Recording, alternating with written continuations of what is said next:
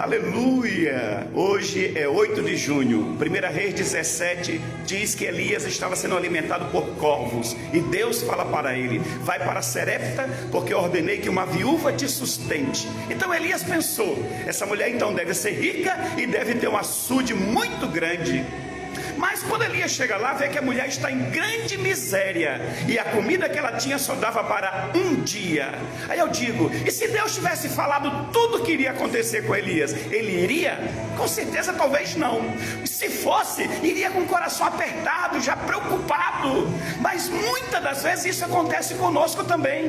Deus nos direciona para algum lugar, para alguma coisa, e quando chega lá, acontece tudo diferente do que a gente imaginava. Mas na verdade, sabe o que é que Deus quer? Nos amadurecer, nos aperfeiçoar, nos dar uma fé sobrenatural para vencer tudo e depois receber grandes milagres. Persevere. Queridos, pensa na situação de Elias, sendo alimentado por corvos, aves que comem muitas das vezes coisas podres.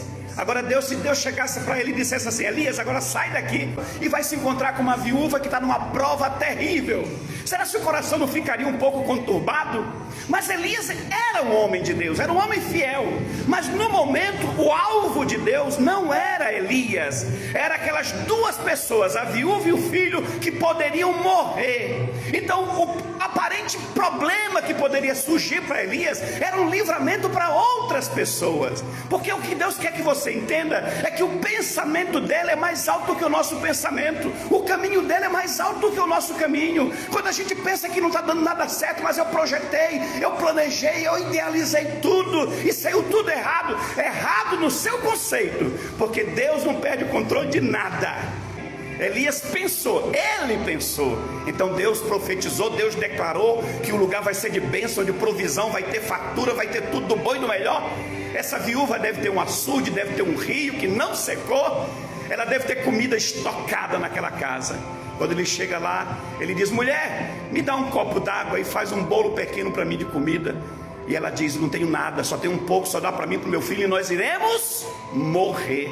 Aí ele vem descobrir que ele era a provisão daquela mulher e que a mulher seria a provisão dele. O que ele diz? Conforme a palavra que sai da minha boca: não vai faltar farinha na tua vasilha e nem azeite na tua botija enquanto não chover nesse lugar. Eu costumo dizer que foi mais ou menos 2 anos e meio que o azeite e a farinha se multiplicava todas as vezes que a mulher tirava para poder fazer alguma coisa para comer. Presta atenção, Deus vai te levar para alguns lugares, não vai te contar a prova, não vai te contar a luta, não vai te contar o problema que vai acontecer, mas ele vai te usar como sendo provedor, como libertador, como aquele que vai mudar a situação. Lembra de Abraão? Quando Deus chega para Abraão e diz assim: Abraão, sai da tua casa, sai da tua parentela. Deus não mostrou nem o caminho no primeiro momento, Deus não mostrou, só sai.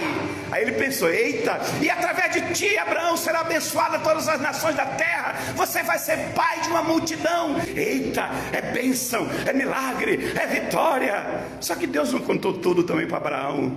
Deus só disse para Abraão o quê? Só vai, eu vou cumprir uma promessa, só vai.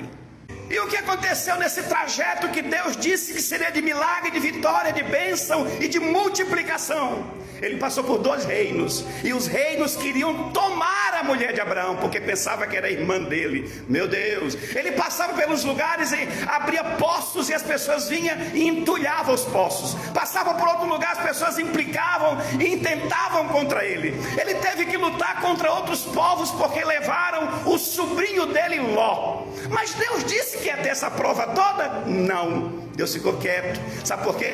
Deus sempre está testando a nossa fé. Deus sempre está querendo ver se nós acreditamos nas promessas que Ele fez para nós. Qual foi o resultado? Sara gerou filho. Através de Sara, através de Isaac, através de Jacó, gerou uma nação inteira. A nação de Israel, que é conhecida até hoje, e Abraão é conhecido como pai da fé. Só creia naquilo que Deus prometeu para você, queridos. Preste atenção, querido. Deus dá sonhos para José, dizendo: você vai, meu Deus, você vai ser grande. Os seus irmãos vão ter que reconhecer isso. Os seus irmãos vão ter que se prostrar diante de você. Vou te fazer uma pessoa poderosíssima. Mas antes disso acontecer, o que é que veio? Vendido como escravo, humilhado, rejeitado, foi tirado do seio da sua família, acusado como estuprador, levado para uma cadeia, praticamente condenado quase à morte. Para quê? Para Deus ver se ele acreditava nos sonhos que Deus havia dado para ele. Os sonhos eram revelações, eram profecias de Deus. Você crê, José, que vai ser alguém grande? Você crê que vai prosperar? Você crê que vai ser maior do que os teus irmãos, mesmo sendo o menor da família? José se tornou governador do Egito. Quando os irmãos o encontraram sem saber que ele era, o que fizeram? Se prostraram diante dele. Deus não falha. E a mesma coisa aconteceu comigo, com a minha esposa, com a minha família, queridos. Nós viemos para cá e depois de 4 meses Deus disse: vocês não voltam mais para Salvador. Eu tenho uma grande obra, eu tenho algo tremendo para vocês fazerem aqui nessa cidade: resgatar, salvar, libertar vidas. Aí montamos tudo, organizamos, a igreja cresceu. Depois fomos trazidos para esse lugar aqui, que é um lugar de excelência, é um lugar de ganhar muita alma. Depois que estabelecemos tudo, a maior parte das pessoas foram embora. Então os planos de Deus acabaram? Não. Há 2 semanas atrás, a gente resgatou 3 moradores de rua. No dia que a gente resgatou eles, seria o dia que eles seriam mortos no meio da rua, ali em frente ao terminal. Mas nós chegamos na hora certa. Então presta atenção, ninguém ficou, mas a obra está estabelecida. Então agora nós temos a plena certeza que vai começar aquilo que Deus determinou, porque nós passamos pelo processo e continuamos crendo. Eu lembrei aqui agora, em 2019, chega uma mulher, profeta de Deus, chega para minha esposa e diz assim: vocês não vão abrir igreja lá em Salvador, vocês vão abrir uma igreja aqui. Eu digo: aonde?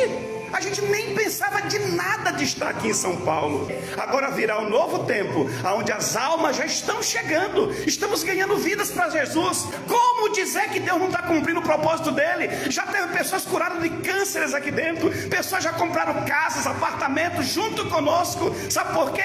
Porque aquilo que Deus promete, ele cumpre. Nenhum dos planos de Deus serão frustrados, está escrito na Bíblia. Mas aceite o processo para chegar na promessa. Só creia. Meus amados, vocês têm plena convicção de quem designou este algo para a sua vida foi Deus. Foi Deus que mandou você ir, foi Deus que mandou você fazer. Mas aonde você chegou até esse ponto agora? Perdeu, faliu, acabou, destruiu alguma coisa não deu certo, não aconteceu como você queria. Já havia tristeza, angústia, frustração, a decepção. Mas hoje Deus está mandando reanimar você. Todo o processo que você enfrentou foi necessário para você adquirir uma fé sobrenatural, uma fé sem dúvidas, porque quem duvida é semelhante à onda do mar, que é levada e trazida pelo vento de um lado para o outro. Mas se você crê, pode passar pelo que passar, mas o processo vai ser cumprido, o processo vai acontecer e a promessa vai chegar. Não desista, porque Deus não falha. Mas hoje eu quero deixar registrado isso, dia 8 de junho, em nome de Jesus. Todos os que nos conhecem, todos os que ouvirem esse relato aqui, fique gravado no seu coração. Começa um novo tempo no ministério Íntimos com Deus, de cura, milagre, libertação. As almas virão, muitos virão, se converterão neste lugar. Nós teremos uma igreja que será referência em toda essa região. Aonde alguém buscar alguém para ministrar cura, encontrarão, libertação, encontrarão.